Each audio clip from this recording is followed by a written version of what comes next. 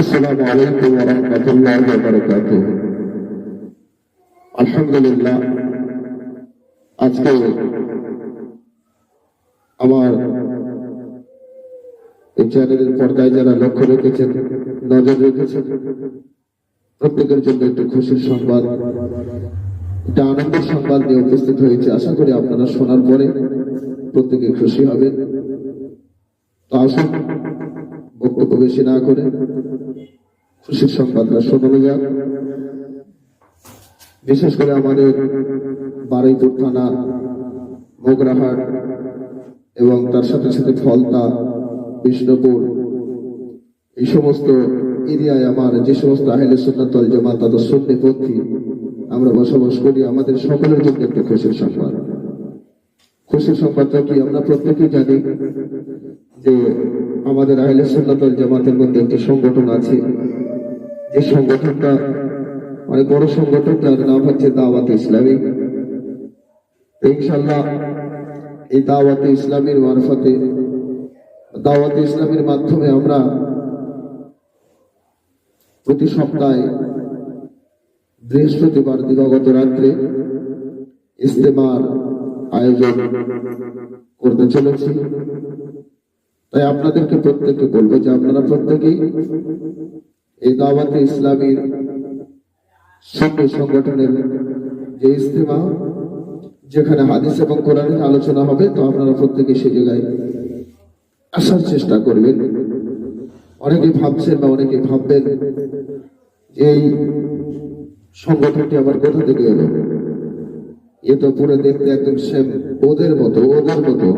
না, ওদের মতো নয়। যারা আহলে সুন্নাত ওয়াল জামাত তথা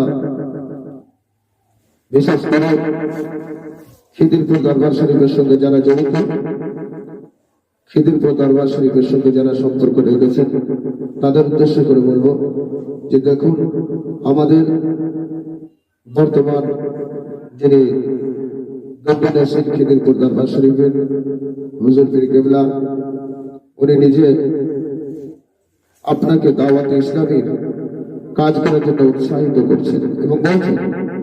আসুন আমরা প্রথমে ওনার জবান থেকে দাওয়াত ইসলামের প্রশংসাটা শুনে নিই, তারপরে ইনশাআল্লাহ আমি দু চার কথা আপনাদেরকে বলবো এবং আমাদের এই ইজতেমার মাঠ কোথায় এবং ইজতেমা কোথায় হবে, কোন জায়গায় হবে, সে ঠিকানাটা আমি বলবো।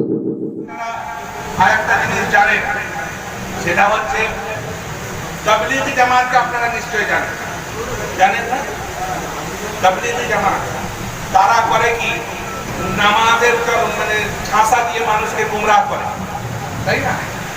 নামাজের লেভেল দেখিয়ে মানুষকে গুমরাহ করে। কিন্তু আমাদের সুন্নিদের মধ্যে একটা, যেই রকম আমিও ভাই যখন মাদ্রাসায় ছিলাম তখন দাওয়াত ইসলামের মুবাল্লিগ ছিলাম, তো সুন্নিদের মধ্যে একটা জামাত তৈরি করা হয়েছে। তার যিনি হেড ছিলেন তার নাম হচ্ছে আল্লামা আরশাদুল কাদরি।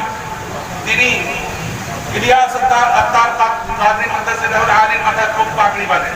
তিনি আমার উস্তাদুল মুহতারাম আল্লামা আরশাদুল কাদরি, আর ওনার কাছে বুখারী শরীফ পড়েছেন। তো হ্যাঁ শোনেন তো ভাই, সেই দাওয়াতে ইসলামী আমাদের সুন্নি তানজিম আহলে সুন্নাত ওয়াল জামাতের সঙ্গে সম্পর্ক। আপনারা খবরদার ভাববেন না যে তারা ওয়াহাবি বা তাবলীগী বা দেওবন্দি। তারা টোটাল হচ্ছে সুন্নি আহলে সুন্নাত ওয়াল জামাত। আমাদের খিদিরপুরেও রয়েছে এবং আমাদের বিভিন্ন এলাকায় দাওয়াতে ইসলামী রয়েছে।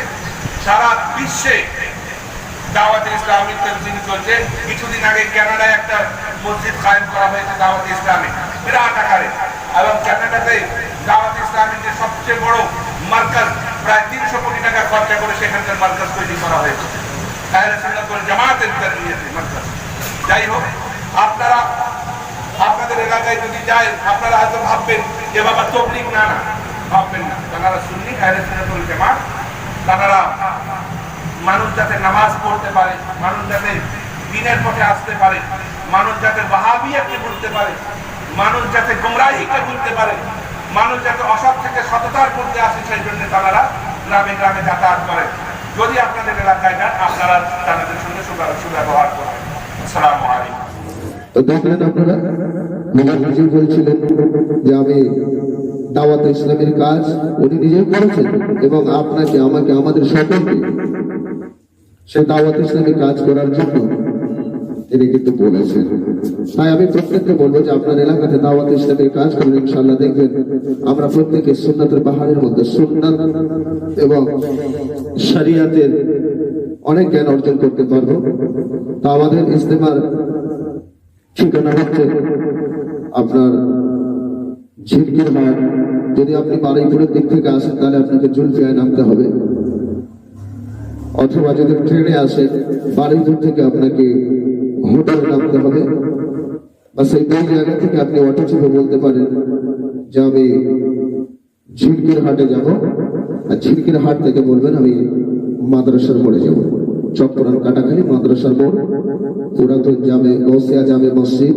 ইনশাআল্লাহ প্রতি সপ্তাহে বৃহস্পতিবার করে এই সুন্নতি ভরা ইজতেমা ওখানে হবে ঈশার নামাজের পরে। আপনারা প্রত্যেকেই আসার চেষ্টা করবেন ইনশাআল্লাহ। আসুন, একটা দিন আসবে, কদিন আগে দেখতে পাচ্ছিলেন যে আমাদের বাংলাদেশে অনেক বড় ইজতেমা হচ্ছিল, যে ইজতেমাতে প্রচুর মানুষ ছিল, লাখ লাখ মানুষ।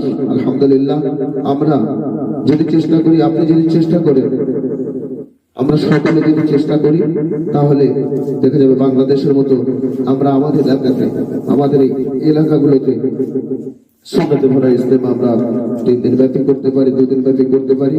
তাই আমি প্রত্যেককে দাওয়াত দিচ্ছি এবং প্রত্যেককে বলবো যে আপনারা প্রত্যেকেই হিংসা বিদ্বেষ এবং কেউ ভাববেন না যে এটা অমুক হুজুরের দরবার থেকে বা অমুক হুজুর করছেন। এইভাবে আজকে আমরা ভাবতে ভাবতে অনেকটা পিছিয়ে পড়েছি। কোন হুজুরের ব্যাপার নয়। আজকে হয়তো যারা অন্য হুজুরের ভক্ত আছেন, আপনারা ভাববেন যে এটা তো আমাদের হুজুর বলেন না, তাহলে আমরা কেন যাবো বা আমরা কেন উপস্থিত হবো? জি না, আহলে সুন্নাত ওয়াল জামাত তথা ইসলামের খাতিরে আপনাকে আসা দরকার আমি মনে করি। তাই সমস্ত ভেদাভেদকে ভুলে গিয়ে আপনি আসুন, ইনশাআল্লাহ আপনার জন্য এখানে খাস দাওয়াত করা হচ্ছে। আপনার প্রত্যেকে আসুন। আসসালামু আলাইকুম ওয়া রাহমাতুল্লাহি ওয়া বারাকাতুহু।